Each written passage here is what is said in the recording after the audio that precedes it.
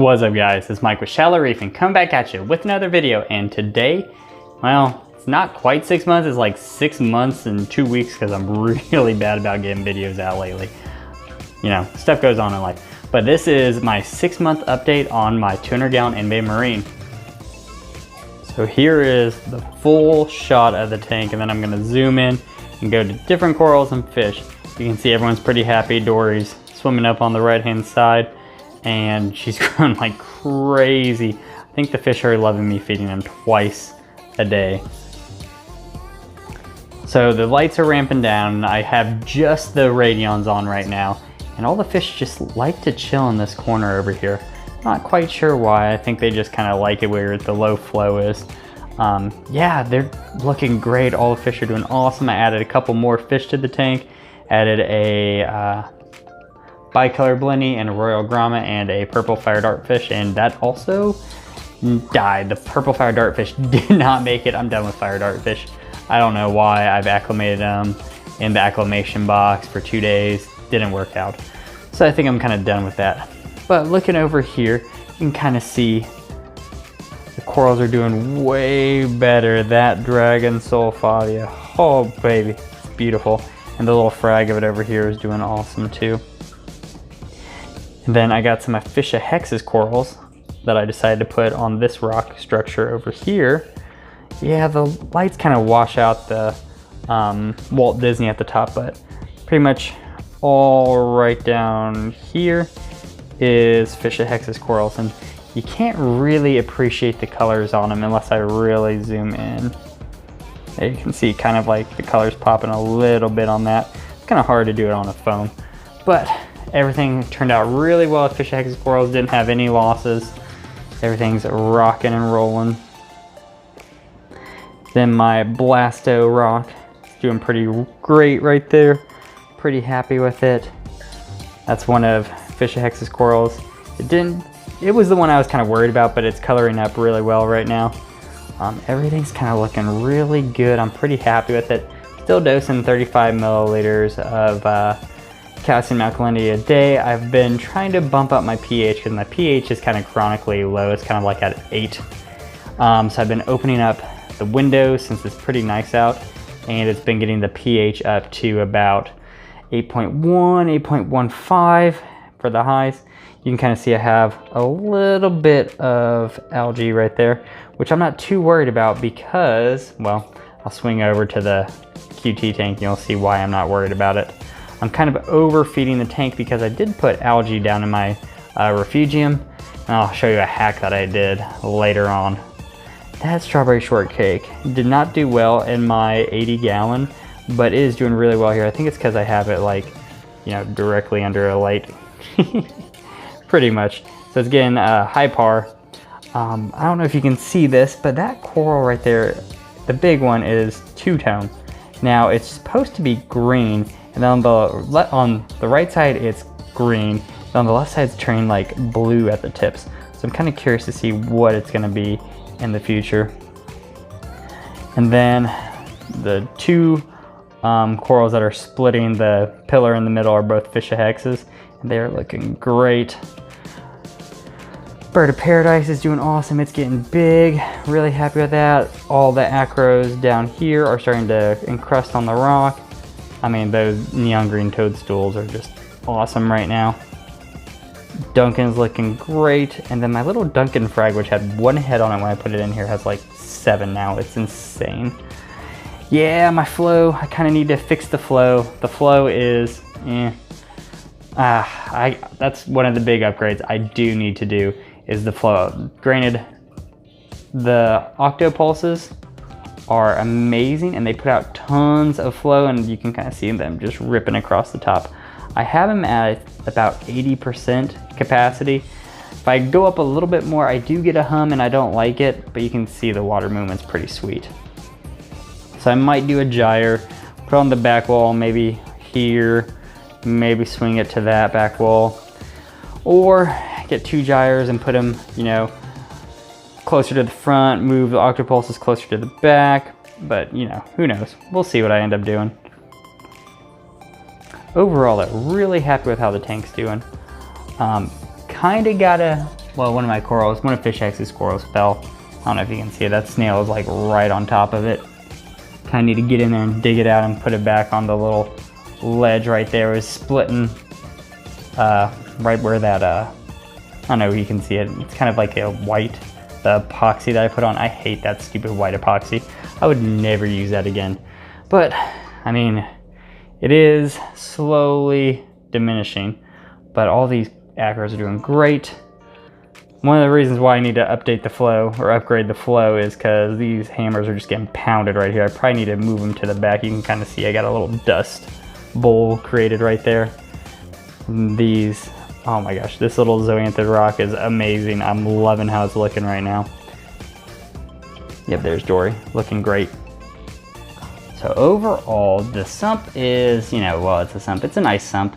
I found that the quilt batting on top of these filter socks can allow my filter socks to last for a whole week if I change out the quilt batting like twice a week. It catches most of, I don't know if you can see that right there. It catches most of the particles, and I mean, that's just today when I did it for a water change. So it definitely catches a ton of gunk, and then I throw it in one of these, well, Cool Whip containers and lock it up because it stinks real bad. So I need to get that video out on the refugium. I know. Oh, you can see a hamster ball in there. So I bought some Kato from Fish Hex too. Unfortunately, there wasn't enough of it, so when I put it in this giant refugium section, oh, it went everywhere. It was blown all the way around, so I had to rescue it, and now there's just a little bit of Kato in that ball right there. You can see that Kato, there's not much in there. So hopefully this hamster ball kind of controls it and collects and contains it. Reef Octopulse or Octopus pump, the Varios 8 is a beast. Love it. Just wish there were more settings on it besides, I think it was what, 4 or 5 settings? I think 5 settings. If it had 8 like the pump, I would be, the Octopulse pump has 8 settings. I would be way happier with that. I still have my Kalkwasser up there that I haven't used yet. Well, I used it once and then I refilled it and then I realized, oh, my levels are good. So the Kalkwasser gave it a little nice bump and then the pH increased. So I was reading, well, I was listening to a couple coral farmers talk about like pH and how there's a bunch of carbonic acid that builds up in your reef tank. And if you increase the pH, it releases the alkalinity into the water column, so you won't have to dose as much. I've kind of, you know, noticed that with mine, with my tank. When I've bumped up my pH by like 0.1, and my growth, I can definitely see the growth on these corals. So the coral growth, you can kind of see that one right there in the middle is from Fish Hex, and it didn't have any nubs on it. When it was here, it was just kind of those thick bases and already started branching out on it. I mean, and that's like been 3 weeks maybe? Yeah, about 3 weeks since I got that coral. And it's already branching out. Same with the digis down here. I'm noticing the digis are really branching out and spreading out and encrusting over the rock work. That's amazing. And then especially with the octo spawn, you can kind of see there's like, can I get a better angle? You can kind of see there's little babies coming out from there. So everything is growing. It's done really well. So I was expecting my calcium alkalinity to increase like with the uptake, but still staying steady at about 35 milliliters a day that I'm dosing, and I do that at night. But overall, with the amount of growth I'm getting, I would suspect that I should be, kind of eating up my calcium alkalinity consumption a little bit more. But I really do think that I can't remember who it was. He's not battle corals, not cherry corals. He's a dude down in Florida. He was talking on with Reef Bum about carbonic acid in your reef tank. And I think he's onto something, since I kind of noticed that in my tank too. So I'm not trying to chase pH, but I do have like a window right here that I open up, and then gives me fresh air and increases the pH by 0.1. So that's kind of like the thing that I'm not chasing, but kind of tweaking here and there with my reef tank. So let's see if I can find these guys. You can kind of see, oh, he's up in the back, a purple tang and a Midas blending. And then there is a firefin or Tamini tang. Dang, he's fast. Come on, buddy, come out. Well, Anyway, I put a really low power refugium light in here that way because I didn't need lights for this this tank necessarily, just to observe them. You don't really get the best view of it because it's more of that sunlight spectrum, or it's more yellow. But yep, so those guys are going to be coming over to the main display tank in about 2 weeks. And that's why I'm definitely not worried about any of this algae in here. I'm kind of like actually excited that some algae is growing in the main display tank, which means there's going to be tons of food for them to come in and eat. And it's totally manageable right now. Nothing's too crazy. Plus, I want to make sure I have enough nutrients for the refugium, because I'm trying to get the Chaeto to grow, because the Chaeto is also going to be a way to kind of boost my pH in the long run. Alright, so my feed mode is kicking back off and the tank is about to go into its normal cycle. But overall, I'm really happy with the tank. I'm kind of coasting right now after getting all those corals, trying to fill it out. I might go more and get some LPS, some A cans, get those going again. But I'm really happy with it so far.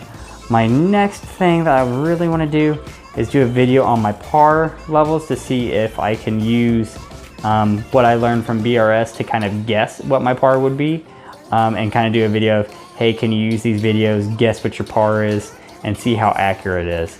Now with my settings, I have the radions at 50%, and I bumped them up to 60% about a little bit after Fish-Hex's corals came in, because I knew they kind of wanted a higher PAR. And I also have them 10 inches off the water, as well as the T5s.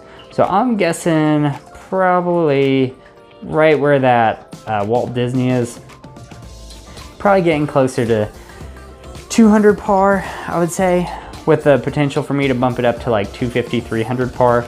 Pretty much all along that top ridge, I'm guessing around 200 PAR, but we'll figure it out once I get a PAR meter and I do a whole video on that. Also want to do a video on that refugium, because yeah, I've been promising that forever and I'm just lazy, and it's not up to my standards of how I filmed it and everything, so I don't know if I want to post it. And then probably do a video or two about the new fish and future stocking and everything, and do a whole thing about my view on quarantine in the future. But that's kind of all that's new with the channel, all that's new with the fish tank. So if you guys like what you see here and you want to see more, click the subscribe button and give me a like, and I will see you next time.